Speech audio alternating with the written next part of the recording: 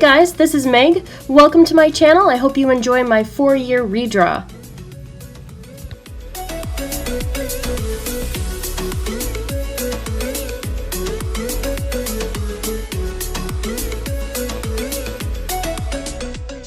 The first time I drew this image, I don't know why, I was super proud of it.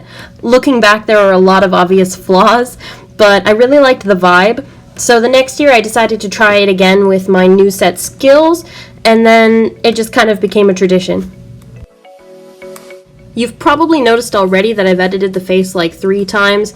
Don't worry, I'm gonna do that again because I don't know, it just was really messing me up. So eventually I just drew in the basic layout of a skull so that I could find what I was looking for properly. Yep, it's about here.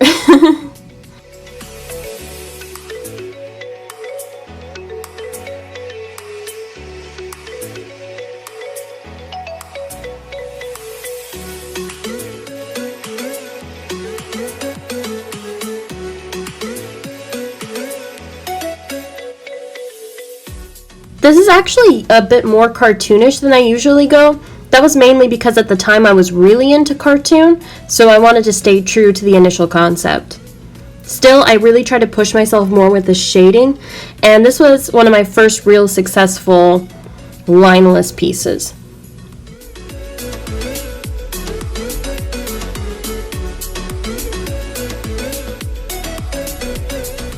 Here you can see me flashing between black and white in color.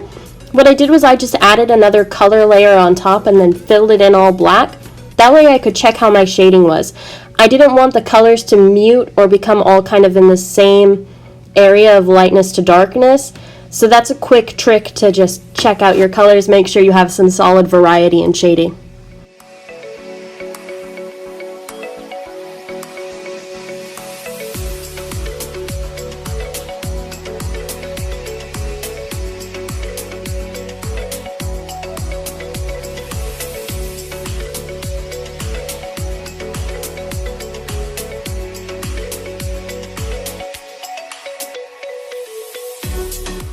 Something I realized I didn't think about very much in my first few sets of this drawing was the actual usability of everything. I just kind of made up this outfit and went with it, but I didn't think about how her environment worked in the setting. So this time I tried to add pockets, I tried to add a little vase of water, some things that she could probably use in the area.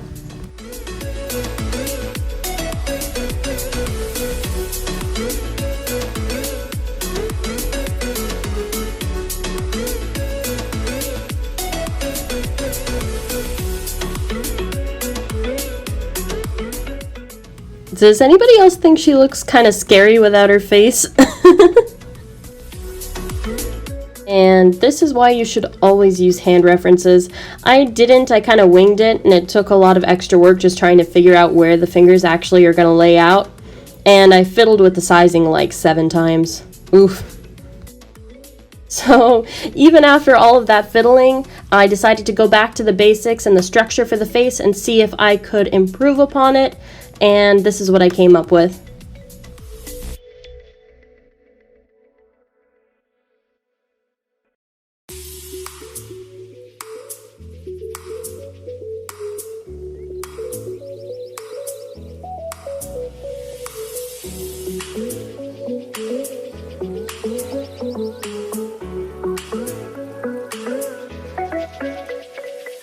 If there are any new artists watching, I just want to say, if you're not particularly happy with something, don't be afraid to erase it and try again. Work on it a few times, even put it down and walk away and then come back when you're feeling a little better about it. And also, there's a lot of great places to find references online if you're working on things like head angles. So yeah, use your resources and have fun with it.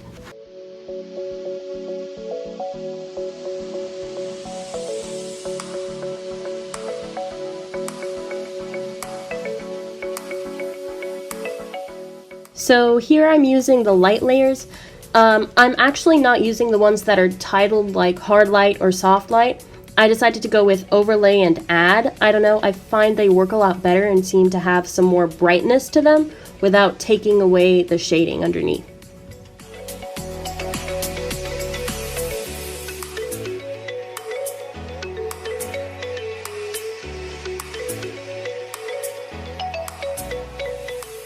You guys have probably noticed this, but I don't prefer to work on my shading or highlights with a white background. I find that using something that's gray toned really helps keep the lights and darks in check so that you don't have any weird highlights you don't want outside of your lines, and you don't have any extraneous shadows. So right there, I just checked everything again in monotone and found that my cape, while I wanted it to have kind of a velvety look to it, was looking really flat. So I decided to really pop those highlights and shadows.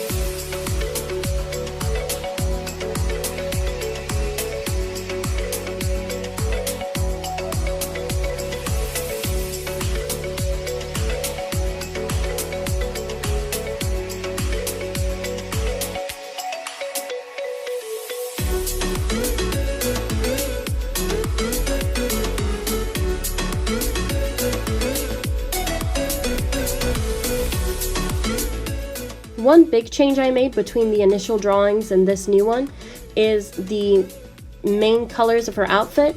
I just felt with everything already being kind of greenish in the background that she wouldn't stand out very much, and I wanted to pull her out of that a little bit more. Also, I think it was a better match for her eyes and hair.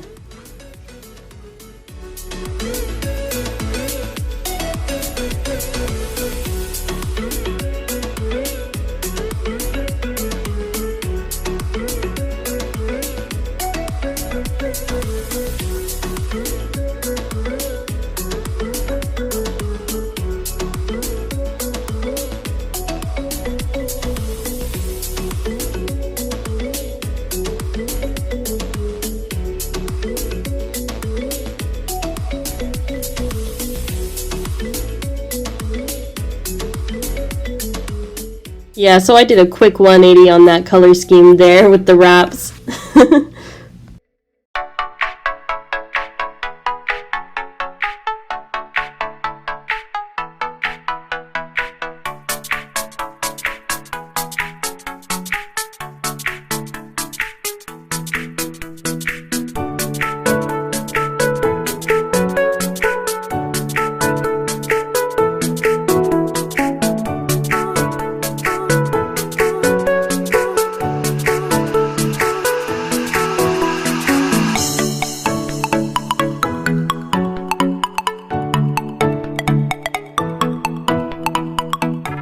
When I've finished all of my initial stuff and I still feel like there could be more shading, I will merge everything together and make a copy of it, and then bring all the colors down and use that as a multiply layer on top. I erased any places that I want to be lighter so that it all becomes more homogeneous, and then I use a Gouache blur and really feather out the edges so it's not super obvious. Then I bring that opacity down pretty low, just enough that it adds some extra touch.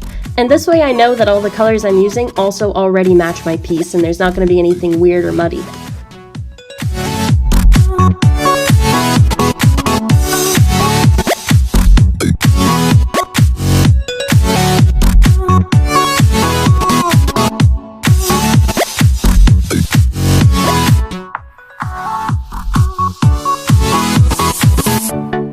Trees were really fun to make in this drawing.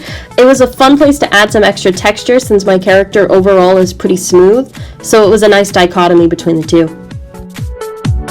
In the first few drawings too, I mean, she looked really stressed or concerned about something, and I felt like the backgrounds were pretty solidly lacking, especially in the first one. For a long time I was really scared of backgrounds. I didn't want to draw them. But one of my favorite YouTubers, if you've not seen Lavender Town on YouTube, she is rocking. She talked about how you can make your backgrounds a character of their own. And in thinking of them as a character, you can add special touches to them. And that really resonated with me, so I tried some new things this round. I figured since she seems so serious and it would be a nice tie-in with her orange hair, I would add some fire in the background.